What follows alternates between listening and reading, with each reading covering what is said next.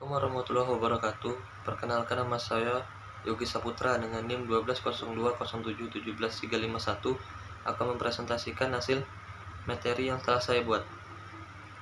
Yang pertama, definisi pendidikan demokrasi. Pendidikan demokrasi adalah pendidikan yang memberikan kesempatan yang sama kepada setiap anak untuk mendapatkan pendidikan di sekolah sesuai dengan kemampuan. Siswa dianut sikap tuturi handayani, suatu sikap demokratis yang mengakui hak si anak untuk berkembang menurut kodratnya. Sebagai sistem pendidikan yang mampu menawarkan kemungkinan kepada peserta didik untuk dapat berkembang dan mengasah kemampuan nalar dan pemikiran secara bebas, serta mengembangkan potensi intelektual siswa mulai pendidikan formal. Yang kedua, sejarah pertumbuhan demokrasi. Gagasan demokrasi sebagai sistem pemerintahan berasal dari bahasa Yunani, dengan sistem seluruh perkara kenegaraan harus dibacakan langsung dengan rakyatnya.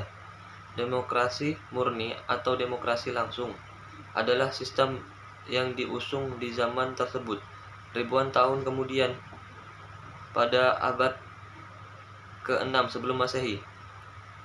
Bentuk pemerintahan yang relatif demokratis diperkenalkan di negara-negara Athena oleh Cleisthenes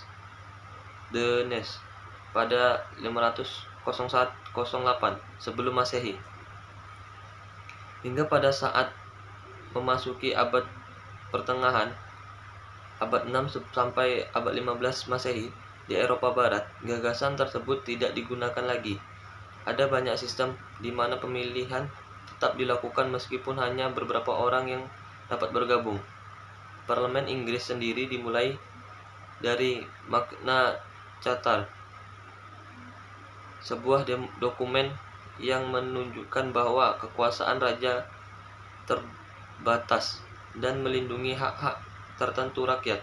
Parlemen terpilih pertama adalah Parlemen de Montfort di Inggris pada 1265. Namun hanya beberapa orang yang benar-benar dapat bergabung, sebab parlemen dipilih oleh beberapa orang saja. Yang ketiga, kaitan demokrasi dan bentuk pemerintahan. Bentuk demokrasi dalam pengertian sistem pemerintahan negara ada dua bentuk demokrasi dalam pemerintahan negara, antara lain pemerintahan monarki, monarki mutlak, monarki konstitusional, dan monarki parlementer.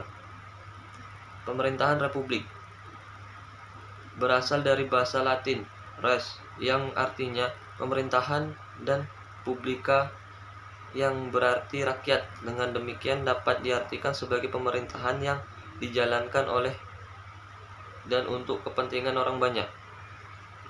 Terima kasih, itu saja yang bisa saya sampaikan. Lebih dan kurangnya saya mohon maaf.